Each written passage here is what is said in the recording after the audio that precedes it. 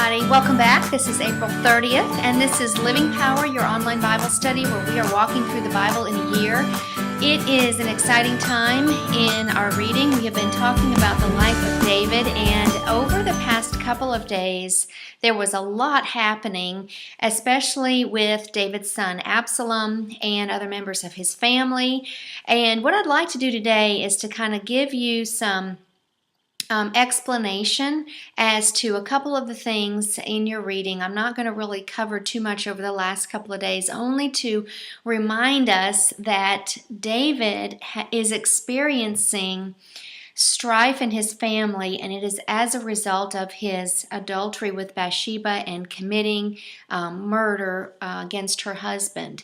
Remember, the Lord had said that there will be some things happen to him because of that, and one of the things was strife in his family. Certainly we're seeing that with Absalom trying to take over the throne and having killed his half-brother a couple of days ago.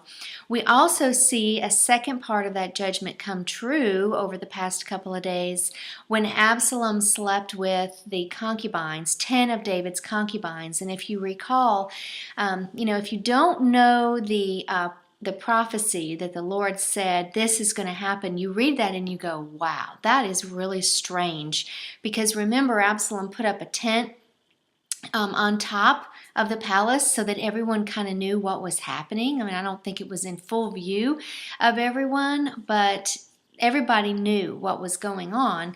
And that was a real slap in the face to David. Well, to explain that, remember God said that because David had taken the wife of another, that his wives would be taken by another in full public view.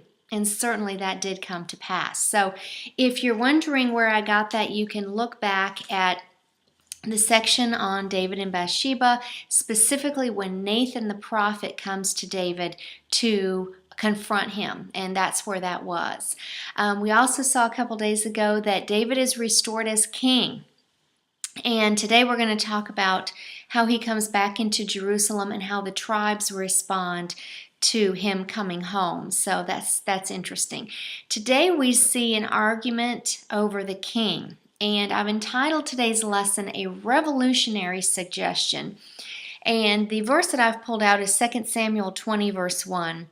Sheba began to chant, "Down with the dynasty of David." Now, in the reading, you remember Sheba was this guy, and he was cursing David. He was obviously from long ago from the side of Saul, the prior king, and he is chanting something that we've not heard before. But I want you to make sure that you take note of it, you don't overlook it, and you remember it, because "Down with the dynasty of David" will be heard again.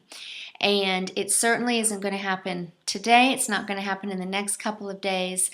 But later on, even after his son Solomon's rule, something incredible happens. And I'm not saying that it's incredibly good. I'm just saying let's remember this part, that someone is beginning to chant, "Down with the dynasty of David," and we're beginning to see an argument. The 10 tribes of Israel, which are the northern tribes, versus the 2 southern tribes, Judah and Benjamin. We're starting to see a bit of a split here in their attitudes and their should we say their desires. I don't want to give you too much of what's coming, but just realize that in 2 Samuel 19:43 it says there are 10 tribes in Israel, and that doesn't mean 10 total tribes. Remember, Judah was considered Judah and Benjamin, and Israel was considered the 10 northern tribes. Notice how fickle Israel is, and it's not just them. People in general are so fickle, and they get mad at David because they are not allowed to come in with him and bring him back into Judah. It's kind of I'm not going to say a silly reason to get mad, but it's an unhonorable reason. I like to say it that way. It's an unhonorable reason to get mad. You won't let me help you, so I'm going to get angry with you. Sounds like they were looking for a good reason to get angry, and they found it.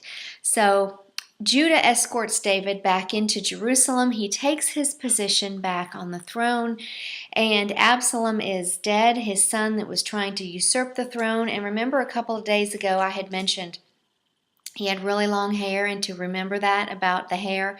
Well, today we read why. Because his hair, as he was riding his horse in the forest, his hair got stuck in a tree. It didn't kill him, but it held him, and he couldn't get out. And then Joab, the commander of David's army, saw him and actually killed him. So that's what happened to Absalom. David is grieved, very grieved over this. And I think it was Joab, wasn't it, that eventually came back and said, look, you are grieving. You are making it look like we've done this terrible thing. Your son was trying to take over the throne. Get over it and become king. Sit here as king. So he kind of brushes himself off. He goes back to the city gate. And remember, the city gate was kind of like the courthouse of our cities today. The city gate was the place where people would come. It was the internet of that day, where you'd learn about news and decisions were made. And so he went back to the city gate and kind of took his place as king. We also see today a famine had gone on in the land for 3 years. And it said, then David inquired of the Lord what was going on. I wonder why he didn't inquire of the Lord sooner. But it doesn't exactly say when he did. It just says the famine had gone on for 3 years. And we are given insight a little bit into the reason for the famine, and that was judgment that God was bringing down on Israel because of something that Saul had done that was not yet made right. The judgment on Saul was for murdering the Gibeonites. Now, if you need help remembering what that was all about, that was back in Joshua 9. Do you remember when Saul was first king? And I guess what happened was he killed some Gibeonites during his tenure. When, it's not really that important, but know that he did have blood on his hands and he killed Gibeonites. Now, why was he not supposed to kill the Gibeonites? This is the main thing to remember. In Joshua 9, when Joshua and the Israelites were coming into the promised land, the Gibeonites came and disguised themselves. They were one of the people groups that the Lord had said to wipe out. Well, the Gibeonites had heard of the ferociousness and the skill that the Israelites had, and they knew, as did the surrounding peoples, that the Israelites' God was fighting for them, and they feared for their life, as they should. Well, they made it look like they'd been traveling a long distance to make it look like they weren't who they really were, that they weren't from right there. And Joshua made a pact with them that they would protect the people. Later, it was revealed that, these are the Gibeonites.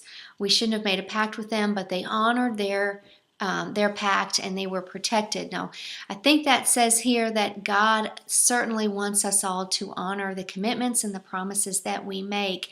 And this judgment was on Saul for not upholding that commitment that Joshua had made on behalf of the Israelites. So David realizes it, and he goes to them and he says, what can I do? And they said, we want the sons of Saul. Basically, they were enacting lex talionis, which is the concept of an eye for an eye. Saul had killed the Gibeonites, and the Gibeonites wanted Saul's son to be handed over them for execution. And it's so sad to read about the mom that had to give up her sons, knowing that they would go to die. That was a really sad part of the reading. The rains came, the famine was over, and the curse was broken. Now, let's look at a couple of things about David. David is a man after God's own heart, and I always like to look for reasons in Scripture why God calls him that. This was not something that he called himself. This was something that God, actually a term that God named for him. And here are a couple of things that I noticed in today's reading that contribute to that. How did David respond to all that was happening? It's so easy in our humanness to want to retaliate, to not be kind to our enemies, to not go over and above board in kindness to people who are not kind to us. That is common. Well, here are some uncommon things that David was doing. David allowed Amasa to command part of his army. Amasa was Absalom, his son that tried to usurp the throne, Absalom's army commander. So here Amasa was fighting on the other side, but in a gesture of reconciliation, David allows him to come in and fight on his side. Second thing, he spared Shimei, which was the guy that was cursing David. Third thing, he was hearing out Mephibosheth. Why weren't you there? Remember, Mephibosheth was one of the last sons of Saul, and he was one of the last sons of Jonathan. He was the grandson of Saul, and David had heard that he heard an untruth about Mephibosheth, so he was had been deceived, and he just asked him a question. Why were you not there? This is such a great lesson for all of us. We can be told something by a person that might be a lie. We can be deceived by the devil. But until we check directly with that person, we're going to have strife in our heart for that person, and we should always validate our assumptions, and we should always check before we even start to feel bad about something that we think someone has done to us. It's, 9 times out of 10 when I do that, I realize that I've misunderstood the situation and the person didn't do it, or I interpreted incorrectly. So David was hearing him out. 4, he gave Ziba some land in spite of the lie. Ziba was the one who had lied about Mephibosheth, but yet he still gave Ziba some of the land that Saul had, in spite of his lie. And then the 10 concubines, he let them go off, be at peace. They'd been raped, essentially, and forced against their will by Absalom. And so David did not insist that they continue on as his concubines. He let them be at peace.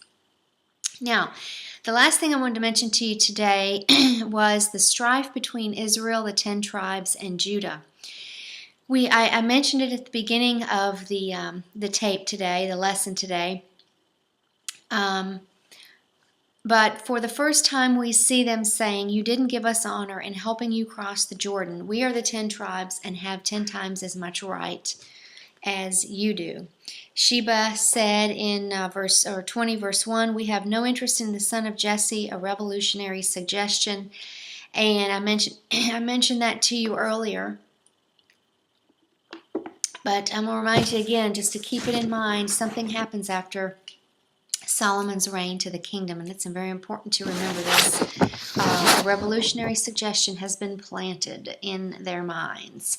One thing you might have missed in 2 Samuel 8, we read before that David gave sort of a bureaucratic list of who his top commanders were. Here in today's reading in 2 Samuel 20, verse 23 to 26, we also see a list, but there's 2 things that are different.